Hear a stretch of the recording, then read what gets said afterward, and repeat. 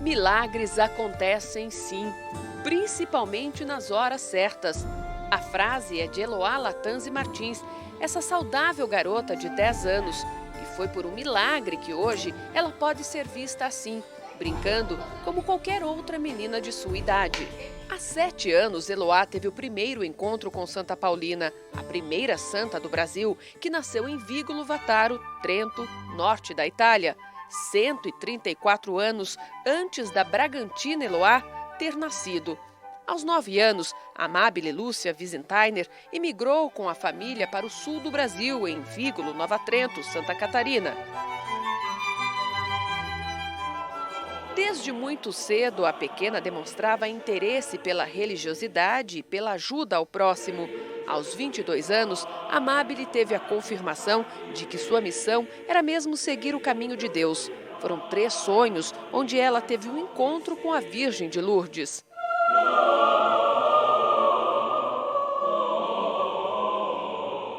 Em 1890, com sua amiga Virgínia Rosa Nicolodi, deu início à Congregação das Irmãzinhas da Imaculada Conceição. Em meio a muitas dificuldades, o hospitalzinho, como era chamado por elas, abrigava doentes, idosos e órfãos.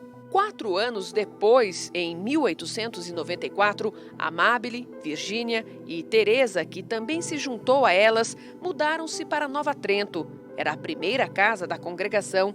Aos poucos, outras irmãs se juntaram à causa de Deus.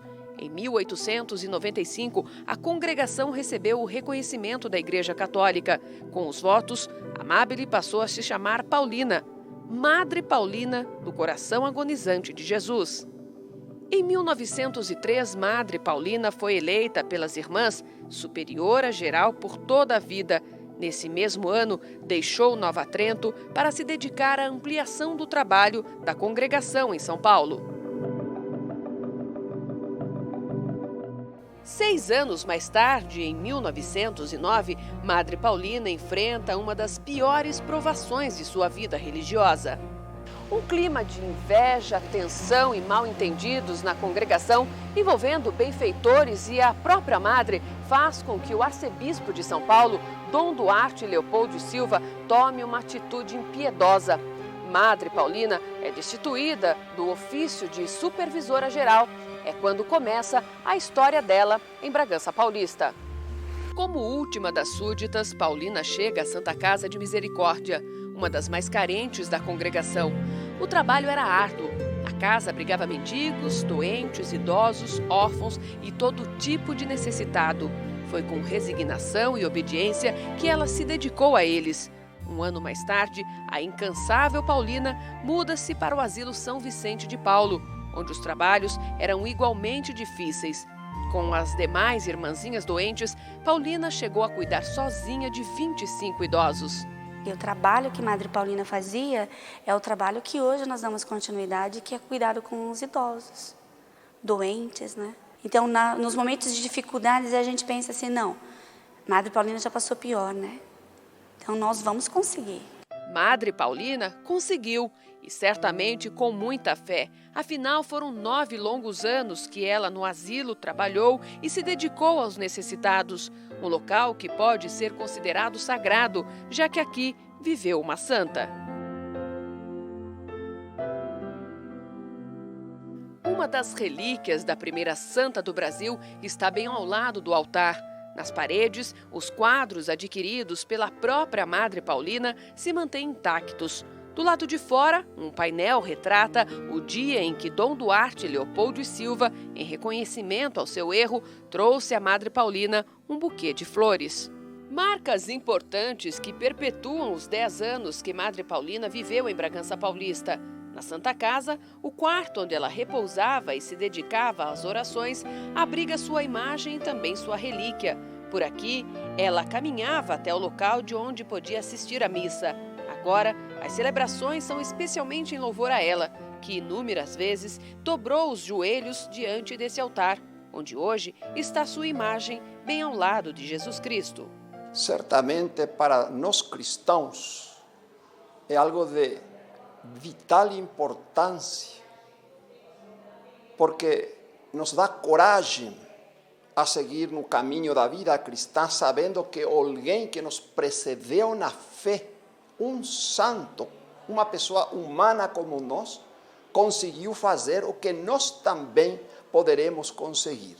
E aqui na Santa Casa, estar nesse lugar, no quarto dela, na capela onde ela participava da Eucaristia, verdadeiramente é emocionante.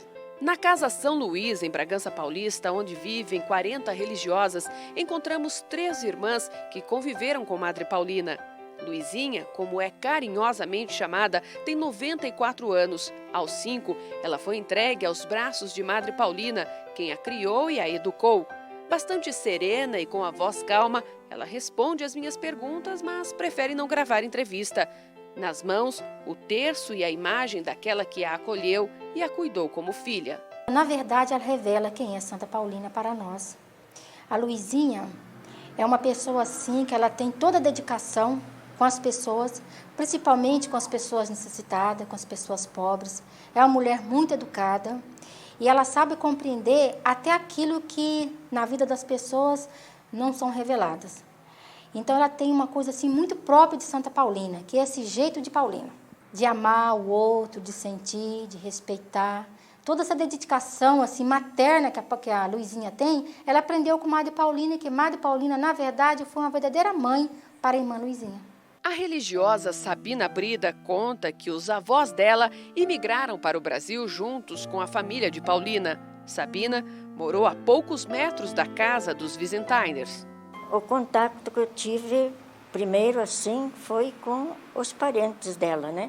Os primos dela, os tios, né? À medida que ia passando o tempo, vinham os netos, os bisnetos, e a gente ia conhecendo, né? Conheci toda a família da Santa Paulina. Irmã Célia conviveu apenas 2 anos com Madre Paulina, tempo suficiente para aprender a admirá-la. Os conselhos recebidos da superiora geral ainda estão vivos em sua memória. E a gente, lá do colégio, a gente via que às vezes ela estava na área sentada, a gente corria lá conversar um pouquinho com ela, ela gostava, ficava contente de ver a gente, perguntava se a gente estava animada. Ela dizia, olha, continue estudando, não desanime, fé em Deus e coragem. Ela sempre dizia assim para nós. Ela me falou uma porção de coisa bonita, mas ela falou, não esqueçam de todo dia deixar um tempo para a oração, porque a nossa oração, o nosso contato com Deus, que é o nosso Pai, Ele é que nos dá o que nós precisamos. Eu gostei muito dessa frase. Ela incentivava a gente muito a vida de oração e a vida de amor ao próximo. Em 1918, Madre Paulina é convidada a retornar à sua congregação no Ipiranga, em São Paulo. Mais tarde, ela tem o braço direito amputado por causa das complicações da diabetes, o que não a impediu de continuar a trabalhar. Fato que relembra bem irmã Sabina. Na época, com 14 anos, ela ajudava a Madre Paulina na confecção das flores. Ela pedia ajuda para alguma das moças, né? E sempre a minha mestra mandava eu, porque era a menor de todas, a mais nova, etc., me mandava lá com a Madre Fundadora, que a gente chamava de Madre Fundadora, né? E aí a gente conversava, ria, brincava, contava fatos, rezava, e era uma festa. E ajudava a confeccionar os cabinhos das flores, né? Porque ela depois, ela já estava nos últimos anos, né? Ela estava já sem braço, sem o braço, então ela fazia as flores, né? Colocando o cabinho na boca e enfiando as pétalas. E nesta convivência, tive assim, fiquei conhecendo bastante a Madre Fundadora, né? A Amabile.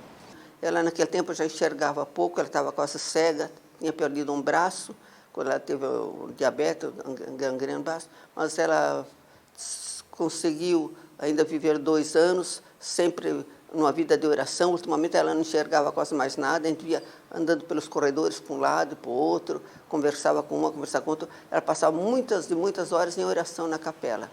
A vida dela, qualquer hora do dia que fosse, de noite ela levantava cedo, ela ia para a capela e ficava lá em oração. A gente lembra da pessoa dela, o olhar dela, o modo com que ela olhava a gente, aquele carinho que ela tinha para atender, responder alguma coisa que a gente perguntasse. Ela era maravilhosa, ela era bastante humana. No dia 9 de julho de 1942, às 5h30 da manhã, morria a Madre Paulina. Pouco tempo depois de sua morte, já haviam relatos de graças atribuídas a ela. Em 1991, Madre Paulina é beatificada pelo Papa João Paulo II em Florianópolis, Santa Catarina. Em 19 de maio de 2002, Madre Paulina do Coração Agonizante de Jesus é canonizada. E lembra de Eloá? Foi nesse mesmo ano, em 2002, que ela, na época com 3 anos, receberia uma graça de Santa Paulina. Ela apresentou 3 pneumonias assim consecutivas e num espaço curto de tempo. E de uma evolução tão rápida que da primeira para a segunda nós tivemos complicações sérias. E na terceira a gente teve uma internação hospitalar do dia para a noite. Pela manhã um quadro febril com tosse, período da tarde um pouco já de complicação pulmonar e à noite a necessidade de internação porque é uma pneumonia grave instalada nos 2 pulmões. O que os médicos diziam? Eles diziam que provavelmente ela tinha uma deficiência pulmonar devido talvez a uma má formação que seria constatado mais tarde através de alguns exames com uma pneumologista, que é uma médica especialista em pulmão. O pai recorda que os medicamentos não faziam mais efeito. Com isso, o estado de saúde de Eloá se agravava. A evolução era contínua e progressiva, a ponto da gente estar na terceira pneumonia praticamente sem opções de medicação e a médica achar que ou nós tínhamos uma septicemia completa na Eloá ou já estava com um quadro de meningite instalado, que era um desespero total para a gente. Vocês chegaram a temer pela vida dela? Eu muito, muito. Na noite que eu passei com a minha filha, nós segurávamos a mão dela o tempo todo e eu realmente pedia para Deus que não levasse. Deus não a levou. Ele colocou Santa Paulina no caminho de Eloá. Tânia, mãe da garota, lembra com emoção do dia em que a filha foi curada. Tinha que colher o sorzinho do corpinho dela. Aí fomos lá, não estava um dia de muito calor, né? Ela não é de muito transpirar. Passaram um monte de plástico nela para fazer com que ela suasse e saímos andar de carro. Saindo dali, passamos em frente da imagem da Santa Paulina. E ela falou, não fica preocupada, mamãe, essa santinha vai me curar. Vamos trazer flor depois. Falei, tá bom. E saímos andar, só que a sua cabeça não está pensando para aquilo, né? Voltamos para o laboratório, colhemos o material que precisava. Na saída, eu já tinha esquecido da santa, com flor, com tudo, porque a cabeça estava a 1 milhão. Aí ela falou, preciso levar a flor da minha santinha. Aí compramos o vasinho de flor e voltamos lá de novo. E ela fez como se fosse uma sintonia com a imagem da santa que estava ali. Porque ela olhava com o vasinho de flor na mão, aquela coisinha petitiquinha, e ela balançava a cabecinha como se ela estivesse perguntando alguma coisa em pensamento e como se a santa estivesse respondendo para ela. Aí dava um passinho para cá, um passinho para lá, até que parece que ela ficou bem na direção realmente da santa, e ela falou, mamãe, tenho que pôr meu vasinho de flor aqui. Falei, não posso, aqui já tem um. Numa distância de mais uns 5, 6 vasinhos para frente, tinha um espaço. Falei, põe ali. Ela novamente se mentalizou com a santa e ela falou, não, mamãe, é para mim pôr aqui mesmo. Aí eu tirei esse vaso de flor que estava ali, mudei de lugar e pus o dela. E ela falou, não se preocupe, mamãe, eu já estou curada.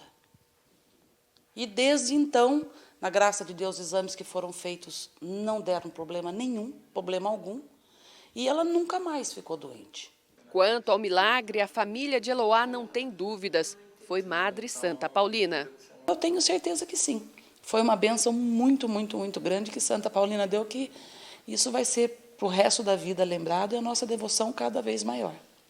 A fé de Eloá é incomum para uma garota de sua idade, mas assim como seus pais, ela é convicta do sentimento que mantém por Santa Paulina. Eu sinto muitas coisas por ela, porque ela me ajudou nas horas exatas, ajudou uma parte da minha família quando for necessário, e também ela acha que todos nós precisamos da ajuda dela, então ela vai dar para todos quando for necessário. Aos pés da imagem de Madre Paulina, o que se vê são inúmeras placas com frases de agradecimento à santa. Sentimento de quem, em algum momento da vida, recorreu à misericórdia de Madre Paulina e foi atendido. Eloá mantém em sua casa um oratório com a imagem da santa, a quem com letras coloridas e vivas manifesta seu sentimento. A fé e a devoção vêm através da emoção de quem sentiu na pele que milagres acontecem sim, principalmente nas horas certas.